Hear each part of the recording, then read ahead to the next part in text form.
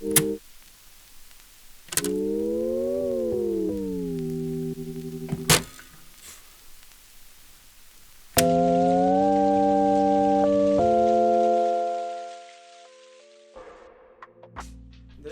is the Tonor TC-777. It is a USB condenser mic. It was sent out to me by Tonor, but in no way is that going to affect how I talk about the product or how I feel about the overall sound quality. There's not much bad to say. It is a $50 mic, pretty well priced. Right now you can get it for around $30 on Amazon, or even on their website I believe it has a price drop as well. I will be comparing it to my Blue Snowball, which is also a USB mic around the same price point, and to my Shure SM58, which is the mic I normally use for content creation and gaming and things like that in this setup. That's about an $100 mic, so that way you guys get an idea of something a little bit higher that's XLR and something around the same price point that is also USB. The main source of audio is going to be this microphone for the duration of this video, so if you hear any rattling, any bumping or anything in the background, that is all part of this great big test, I guess. That way you guys get an idea of what it's picking up, how it performs while I'm holding it in my hand, how it is on the table and distance and things like that. So I think it's a pretty good test to just actually use the mic and show you guys how it sounds instead of just reading off a couple sentences and showing you guys quality that way. I will not be adding any effects or anything like that, so this is exactly how the mic sounds when you plug it into your computer or whatever you're plugging it into. You can plug it into your PC, laptop, PlayStation 4, PlayStation 5. I will be showing you guys a little bit of that as well, but first let's get to what comes in the box. Packaging is pretty simple for this device. They want you to just open this and be able to use it right away. They made it very easy for anyone that wants to plug it into whatever USB device they're plugging it into, that they can just open it and get right to gaming, right to talking, right to podcasting, whatever they're doing. They want you to use it right away. Of course, you got your good old manual just like you have with any other product. Then you got a windscreen here, and the mic actually comes pre-assembled, which is awesome. It does come with this stand and the windscreen and a pop filter. You don't have to put anything together, tinker with anything. All you have to do is take it out of the box, place it on your table, plug it into your PlayStation, your computer, whatever you're using it with, and it picks it up. You don't have to download any software. It works right away as intended. You can actually slip the microphone right out of the stand, and this is what the stand looks like when it's away from the microphone. You can extend this windscreen however you'd like, put it half an inch away from the microphone when you're using it. All you gotta do is slide it through there. The cable for this microphone is always attached, which is actually kind of a bummer, but for the price, I understand why it's like this. I would have loved to see a detachable USB-C cable or USB micro, whatever. That would have been nice to see on this microphone. That way you can slip this microphone in and out of here a little bit easier, and also if something happens to the cord, that might affect the microphone. So that's just something to keep in mind, but I take pretty good care of my stuff, and for this price, I'm not really complaining. Still doesn't affect how I feel about the quality. I mean, it's just something about the build quality to keep in mind. The stand, you could always get a different stand if something happens to it. Another thing to keep in mind is that this microphone is shaped like a square or a rectangle, so if you have any round stands or arms, you're gonna have to get something that fits this microphone specifically, or check if the round stand will actually grip onto the square base of this microphone. Those are just a few things to keep in mind. Now moving on, we have a pop filter on this mic. Peter Piper picked a pepper. I'm just doing that to see what it sounds like, if it pops or sounds all crazy, but we'll see, I guess, when I'm editing. The pop filter was already on the microphone, so we're gonna go ahead and remove it. This is what the microphone looks like without it. It actually looks pretty sleek. You could also use it like this if you wanted, depending on your sound quality. This room is untreated. It's just a little corner in my room, and I'm using this microphone the way it came out of the box. I'm not adding any special effects. I want you guys to hear everything that's going on. I'm just gonna go ahead and talk while the mic is spinning, just to see what that sounds like while we're here. This is without the pop filter. Here's a little 360.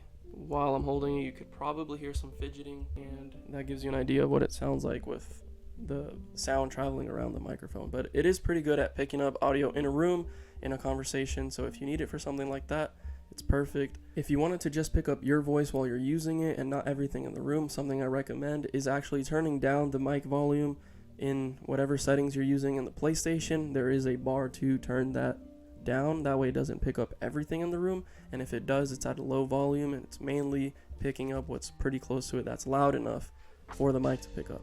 Alright, so I do now have my Blue Snowball connected in place of the Tonor TC-777, and this is what it sounds like. I'm going to place it over here on my desk next to it.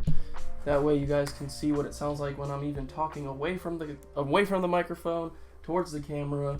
You guys can kind of get an idea of what the audio is like compared. You guys can rewind, scrub through the video, and kind of compare those two.